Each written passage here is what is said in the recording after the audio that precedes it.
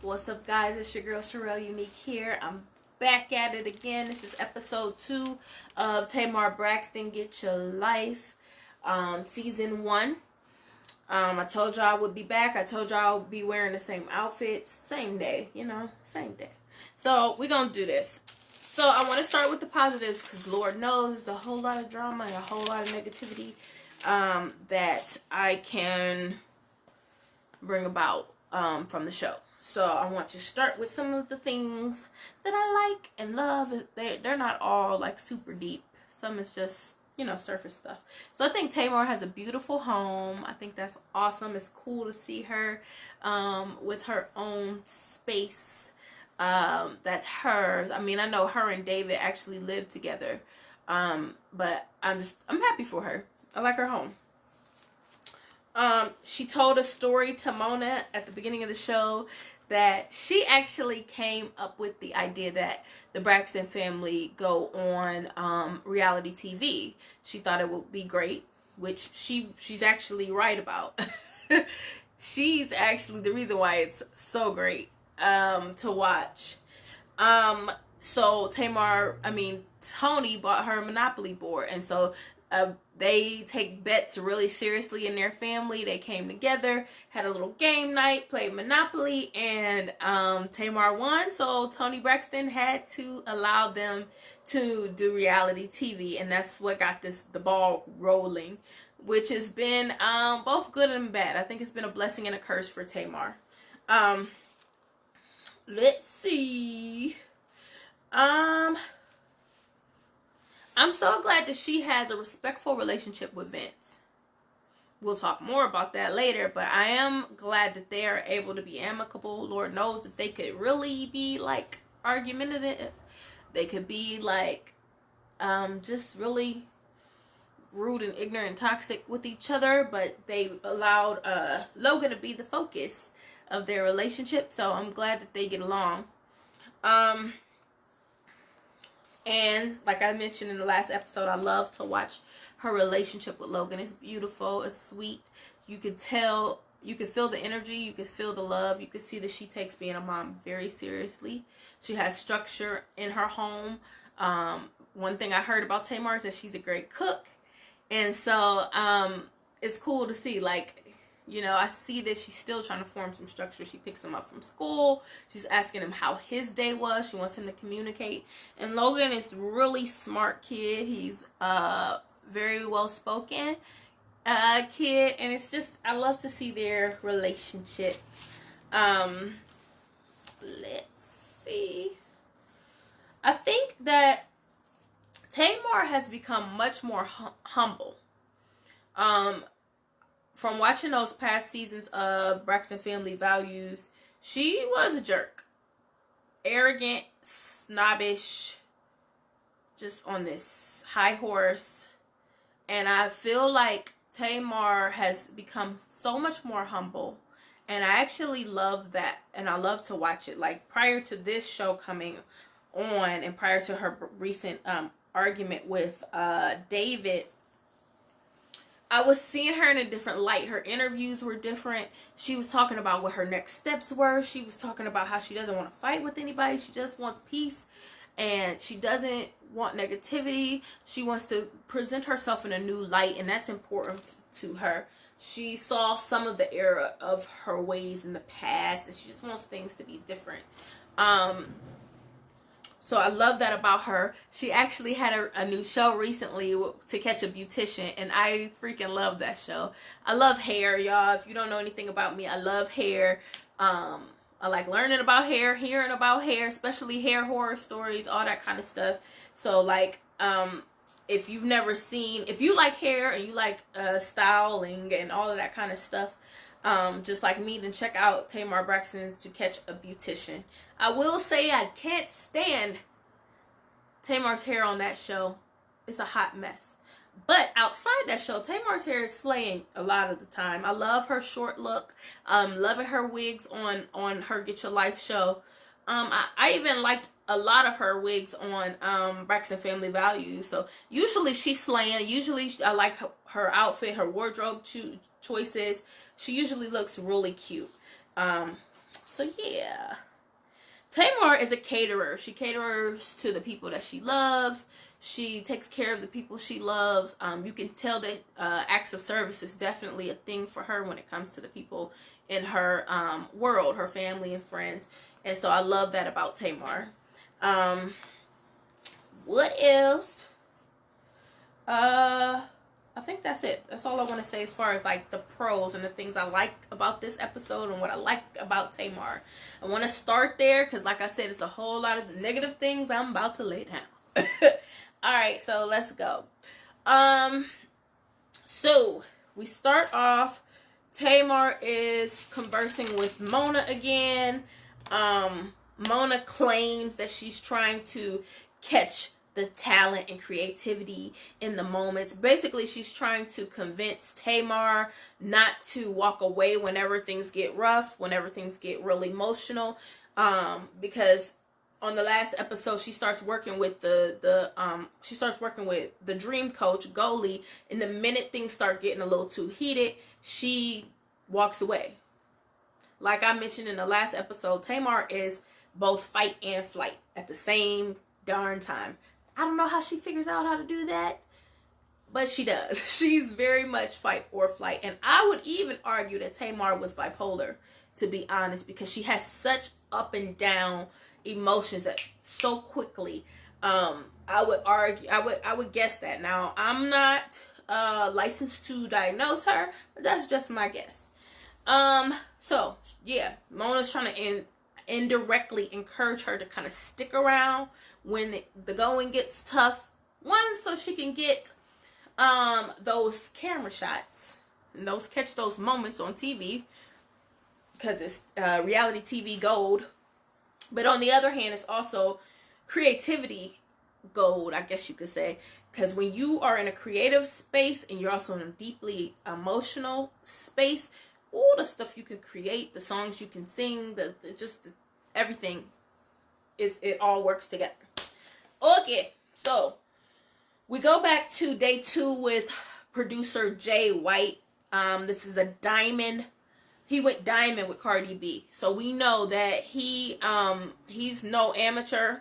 Like I said before, he's not the producer that has the sock over the microphone and the studio's in his bedroom with his kids and his dog making noise in the background. Like, he's not that producer. He's a real producer that has made hits.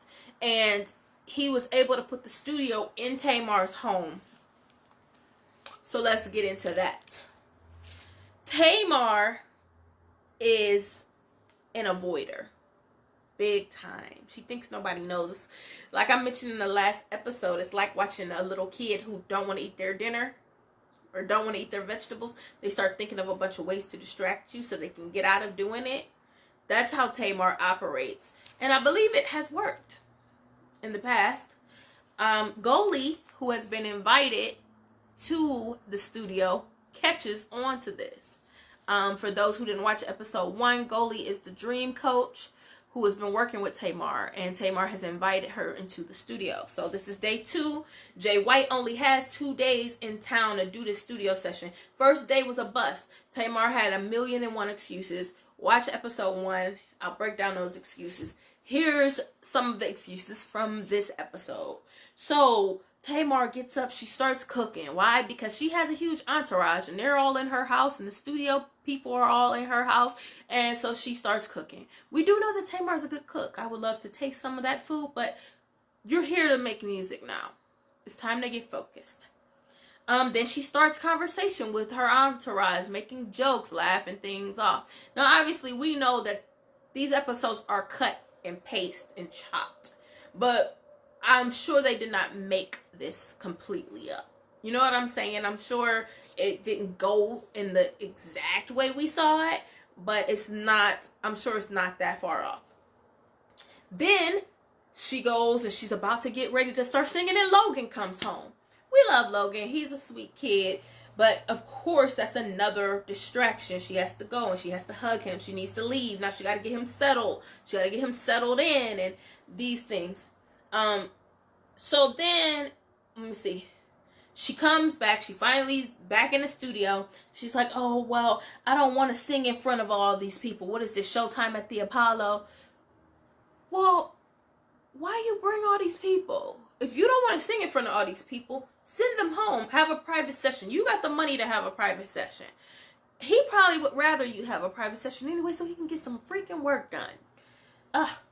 She's like, oh, I feel like I'm in a fishbowl. Well, you're on reality TV. You signed up for reality TV. What did you think this was? Yeah. As you can see, I'm not really here for all these excuses.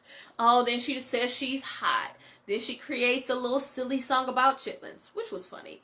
But, yeah. Now she says she's scared. Then she asks everybody, do they want to do a shot? Because she needs to do a shot. So they stop what they're doing so they all can do a shot. What else? Then she pauses because she has to go and pray with Logan before he goes to bed, which I love. You know, I'm glad she wants to pray with Logan. But still, it's a distraction. It's back to back to back to back distractions. Then, as she's going to pray with Logan so that he can go to bed, she asks him to get up and start selling his chocolates that he has to all the people in the room. Logan could have did that when he first walked in the door. But it's all distractions and it's all rude and it's all selfish to Jay White and inconsiderate of those who came there to record. Like I said before, time is money in the studio and you have wasted this man's time. Goldie sees it and she says that Tamar has a number of avoidance tactics, and I believe that as well, and Tamar is not gonna like hearing that. Okay, and like I said in my last episode, it's like frustrating as a performer and entertainer who does not have those same opportunities to watch her blow away these shots and these chances that she has got and she's allotted. Not because she's not talented, because she is very much talented enough to have worked her way up to this point. But we know Toni Braxton's her sister. We know that Vince is her husband. Vince used to manage Lady Gaga. So it's like she's getting these opportunities because they always say it's not what you know, it's who you know. She's getting these opportunities off of who she knows. She can keep them off of what she knows, but she wastes people's time and it's unprofessional. I don't like it. I don't like it. When she is singing, she sounds good. You know, I just wish I wish they would show her singing more often. Alright, so now, next she meets with the choreographer, and he's a choreographer, and he's also, a creative director. As she's meeting with him, she's present, but she's not present. You ever met with somebody, and I know I'm guilty of this, but not to this extreme. She's meeting with him. He's texting. She's texting, I'm sorry. He's trying to talk to her about her next upcoming show, what it's going to look like, what it's going to feel like, what these background singers are going to look like, all that good stuff. And she's texting. She leaves him there, sitting in her living room to go and argue with David. And it's like, once again, you are wasting this professional man's time with your antics and shenanigans. I mean, it's rude and it's disrespectful. You know what I'm saying? I don't like it, especially as an up-and-coming entertainer who does not have the connects. You got these connects and they're coming to your home. And you walk away from them, you texting while they're there, you acting like they don't have time for your mess. They could be messing, they could be working with me. Alright. Next. So, she gets into an argument with David. And, David is upset because Vince has been coming to the house. Now, here's what the problem is. Vince has been coming to the house unannounced. Vince has been kind of roaming in the house. He comes when he wants. And, I mean, obviously, he's dropping off Logan. But we know Vince. Vince is a little bit controlling. He's a little bit nosy. He's going to want to know what's going on. And he does not have any boundaries.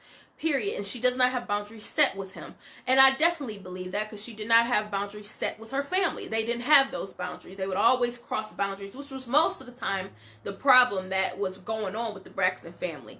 Anyway, But David, who is her boyfriend of 2 years, who lives with Tamar, they live back and forth between each other's homes, and I would imagine that David is paying the bills because David has a lot of money, he owns a lot of businesses, and Tamar has not been working.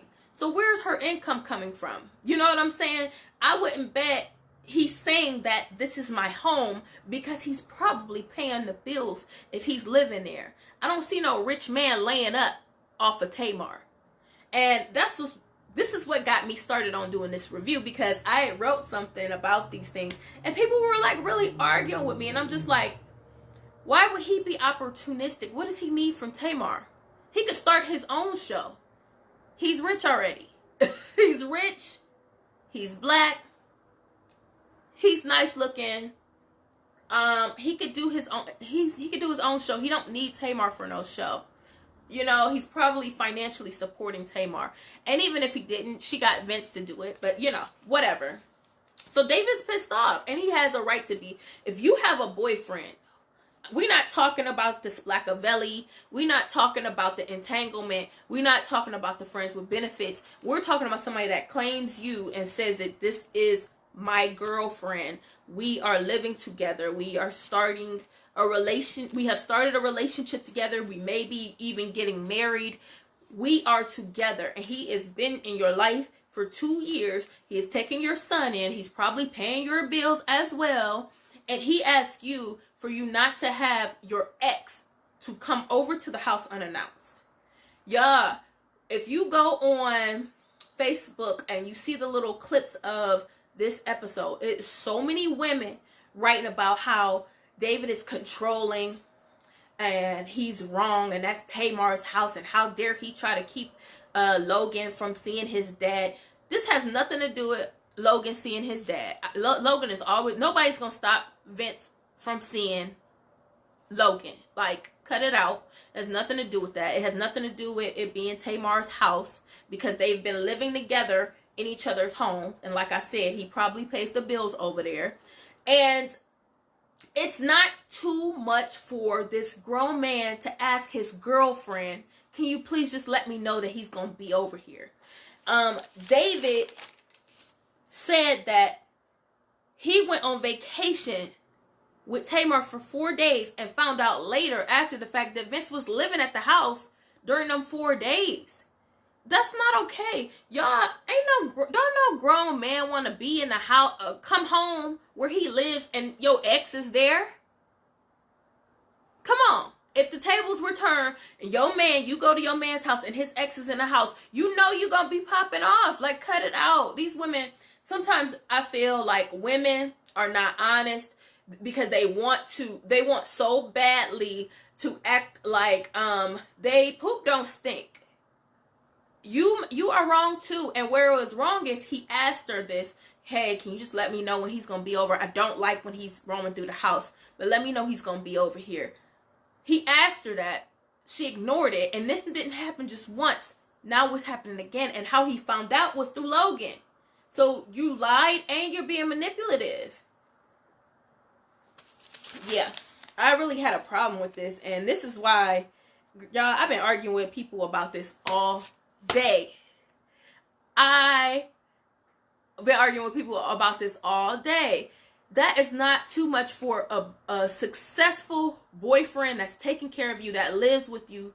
That is not too much for him to ask. And honestly, I feel like this is why black men, now maybe I'm taking this much farther, but I don't care. And I'll read the comments and we'll go through them later. But I feel like this is why black men don't want to be honest with us. This is why they sugarcoat how they feel. They disregard, because we don't hear exactly what they're saying. He didn't say he don't want Vince over. He didn't say he doesn't want Vince to drop off Logan. He simply said, I don't want him in our home without me knowing. And that's not too much to ask, really. So he got mad, as he should have. He dipped out and stormed out and left. I thought that was a little extra. I mean, maybe it could have been because of the cameras. I don't know. And I didn't like also that Logan was right there present for that argument. She should have sent him to bed. Parents these days, allow their kids to be in too much adult drama. Y'all, I was at the salon today, and this little girl was like, my dad's friend, he gonna get killed. The girl at the salon was like, well, why is he gonna get killed? Because he accidentally killed our dog, so he gonna have to get killed. This is a little girl. She had to be like 8, 9 years old. And I'm like, okay. She has clearly been in some adult conversations. She has clearly been in some adult conversations that she should not be a part of. And I don't like that. Alright, so we're gonna get into it. But that is a complaint when it goes back that men oftentimes, especially black men, often have with black women, that we don't hear them when they are just asking certain things of us. Obviously, you know, it goes both ways. Yeah, obviously it goes both ways, but right now in this moment, I'm talking about black men feeling comfortable with just saying, I need this from you, and you being like, okay, that ain't that bad. You know, why would I want your ex to be over here at any time, especially when I'm traveling for work? I don't want him here. Y'all were together for over a decade. He gonna be flirting, because that's just how men are. You know, when you cool with a dude, they're always gonna flirt a little bit. It might not be nothing major because y'all are cool with each other, but you know, if it makes your man who is not cheating on you feel uncomfortable, girl, you can humble down a little bit. That's how I feel about it. Okay.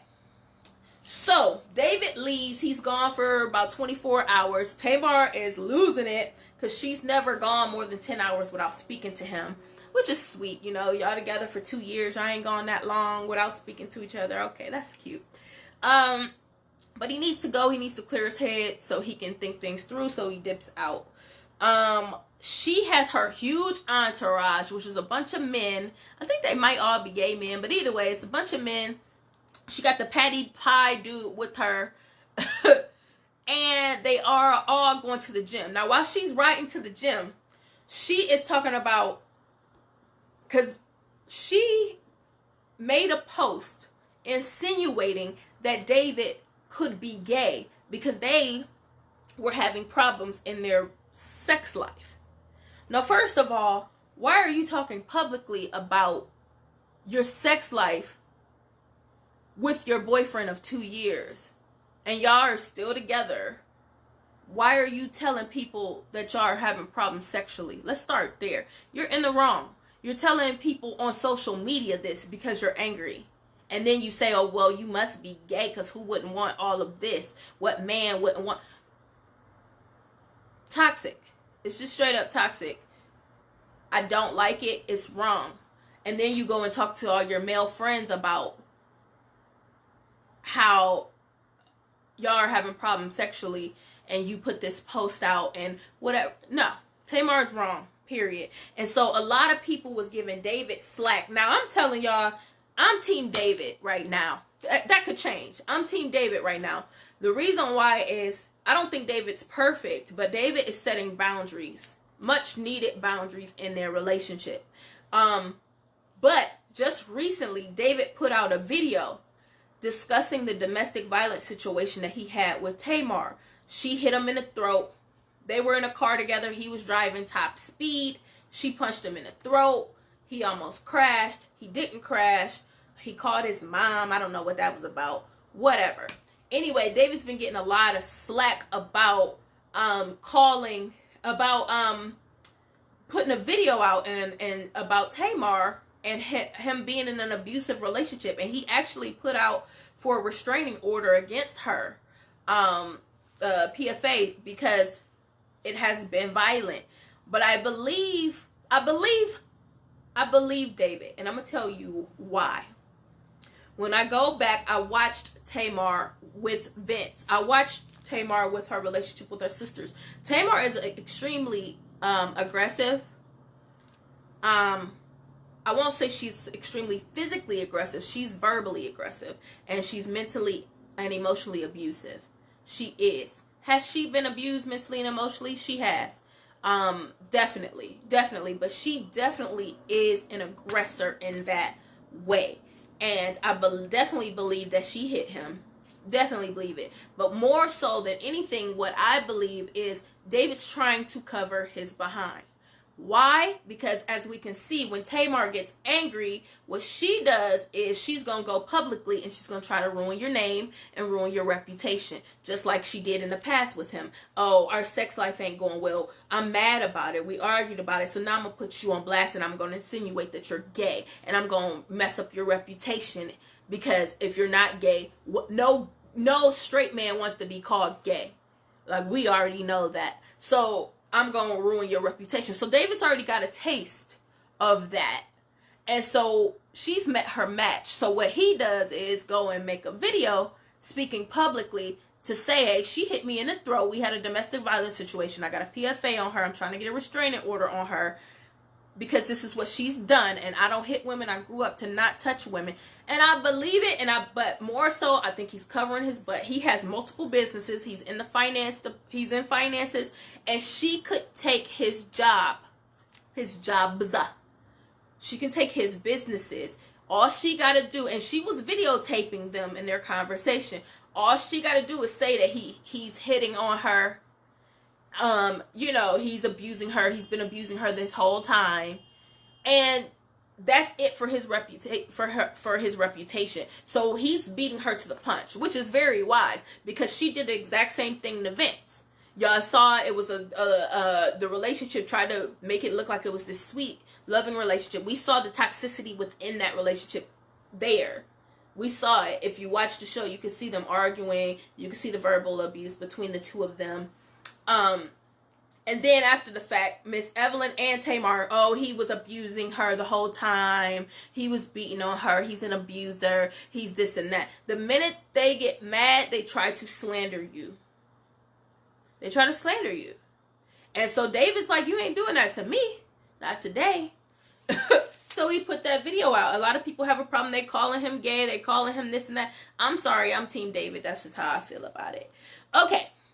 Off my tangent. So David texts her while she's at the gym and he asks her to meet her for dinner. So they meet for dinner and they actually talk about the argument that they had. And once again, David's just like, look, my problem is this has happened once. It's happened. Now it's happening again. And I've asked you, can you just please communicate that he's going to be here? That's not too much to ask. Please communicate. And especially if he has had a problem with this before, you've had this man in your house for 4 days before. What does Tamar do? She starts gaslighting, y'all. For those who don't know what gaslighting is, it's basically when you confront somebody about doing you wrong, and then they make you feel like you're crazy, or they make you feel like you've done them wrong, or how could you come to this conclusion? Why would you think that? It's gaslighting. And that's exactly what she did. She hit him with the, I think it's for kids. I think it's immature that you've left and you weren't here for 24 hours. Well, I would rather my man leave and get a clear headspace overnight and us come back and talk about it when he's at that level of anger, because that could really get ugly. I'd rather that be it. So what she does instead is, I'm going to insult your manhood. And say, I just think that's for kids, for you to have left. I just think that you're immature for not talking to me for 24 hours. Okay. And then when he tells her what he's upset about, she says to him, well, why would you be mad at me for that? Well, who else would David be upset about? Who else would he be upset with? You are the one that's supposed to set that boundary. And that's exactly what he said to her. You're supposed to set that boundary. And it is Tamar. Tamar thinks, and from what she said on the show, she thinks, that's him and David, and I just stay out of it. You've created this environment. So you have to be the one to set the boundary. You have to be the one to say, hey, I love you. I don't mind you coming to come in the house to do whatever, but I want to respect my man, and you know, I can't have you roaming through the house. Can you just let Logan out here at the door? Whatever. That's her responsibility. But she says, why would you get mad at me? Gaslighting, deflecting, and not taking accountability. Let's see. What else? What I got in my notes?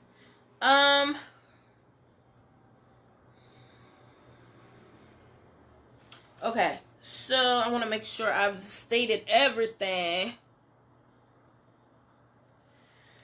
So David has agreed to speak to Vince. Then they talk about the Miss Goalie, the dream coach. David feels like it's witchcraft, which is not shocking to me, especially from coming from an African man, especially coming from a Christian man. It's not strange that someone with his cultural and spiritual background would think something was witchcraft.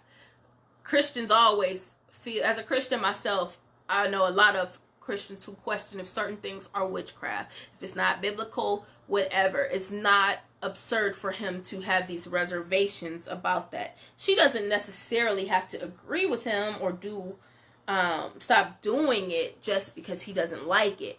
But he's entitled to his opinion about it.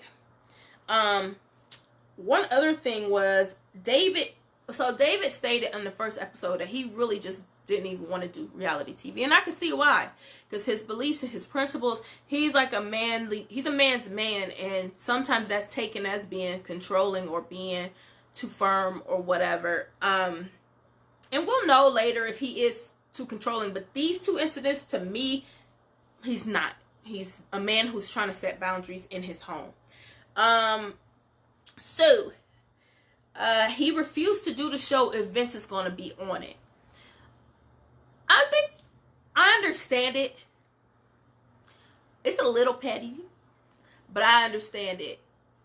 Because it's not the Vince and Tamar show. They already had their show. And he's trying to establish that you are my girl. My girl. You're not his. He needs to go and find a life. And I think that they would play off some kind of love triangle type thing if Vince was on the show. And I think David would not like that. And I understand that. So on one hand, I do see how it's a little petty, but on the other hand, I get his perspective on it. And so they honored that, where Vince won't be shown on the show. What they did was just pull some clips from the past and make sure they showed his face in the beginning credits on the first episode. But yeah, David doesn't want to do the goalie dream thing.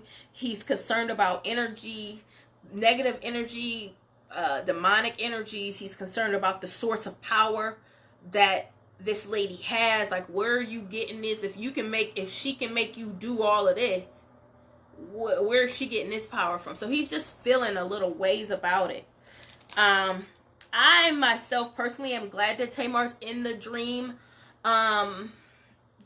therapy or whatever with Goalie, because I think it's cool to have an outside opinion, somebody on the outside looking in, especially if a different cultural background.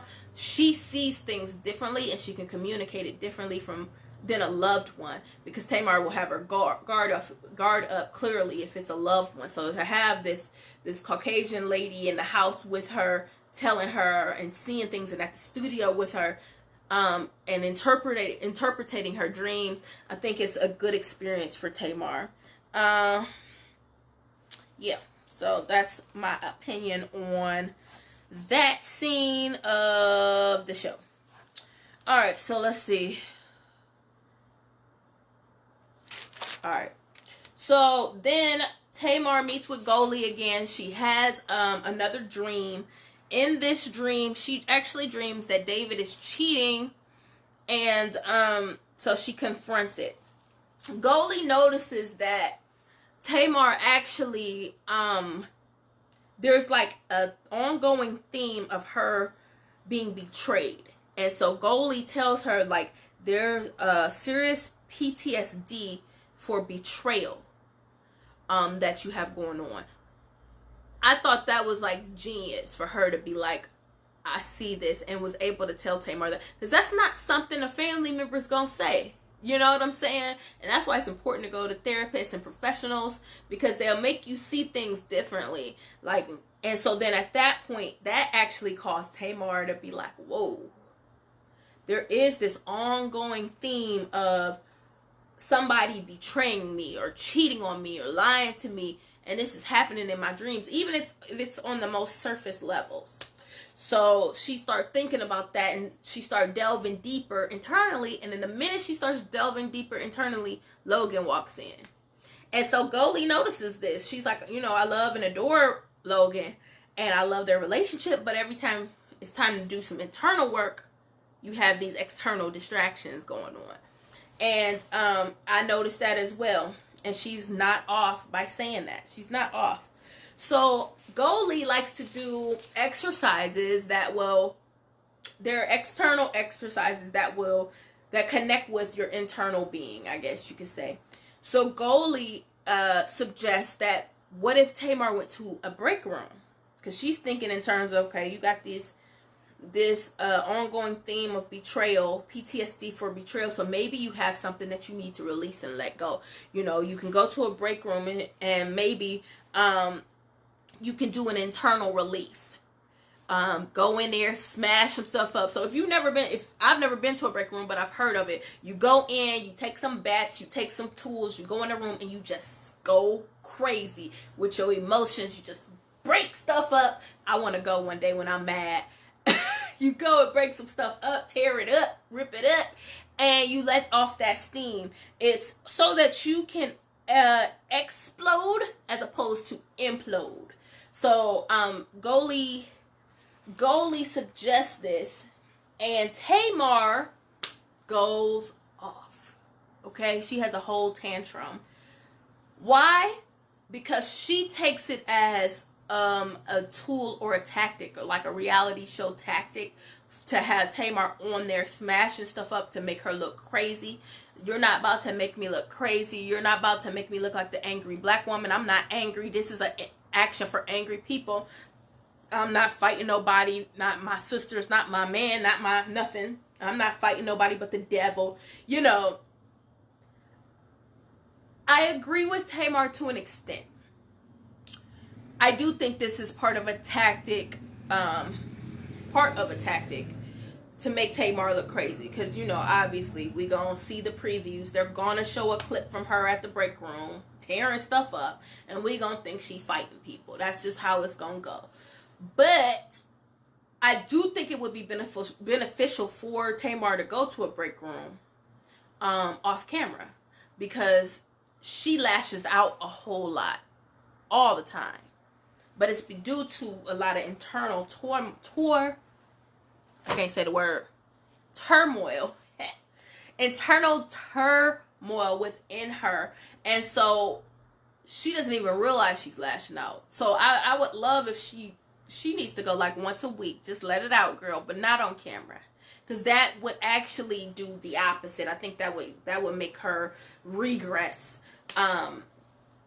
So I get it. But instead of exploding about that and getting mad and going off and doing tantrums, instead of doing that, you should have just said, I don't like that idea. Let's try ABC. Because, like I said in the last episode, Tamar focuses a whole lot on the problem, but she does not focus on the solution. And it's okay to focus on the problem, but give them a solution, because they don't know what to do with your tantrums. They don't know what to do with your antics. They don't know what your ranting and raving means or what to do with it. So tell them, like, yeah, we're not doing that, but what we will do is this. That will be more helpful. And then one of the producers got offended because her having that tantrum made it look like he was trying to make black women look like they were in a bad light, and he wanted Tamar to apologize for on camera to say, like, I'm sorry, this is not about you and you making black women look bad. And I think that was important for him for a number of reasons. I think that was important for him maybe because he was of the community, the ABCD EFG community. Because quite often men, more flamboyant men who are a part of the community, often mimic, if that's the best word to say, or look up to or try to be like black women, flamboyant black women. So it would not be of good character if he was looked at as somebody that was trying to make black women look bad. Then he's a producer. He's obviously producing reality shows. There's a lot of black women on reality shows. I'm sure he produces a lot of them, and that's not good for him to look like that professionally. But when Tamar is in that mode, she doesn't hear what he's saying. She doesn't hear what anybody's saying. She only hears what she's feeling. So that is my episode of Get Your Life. This is hard to watch, but I'm already invested. I have a lot of opinions.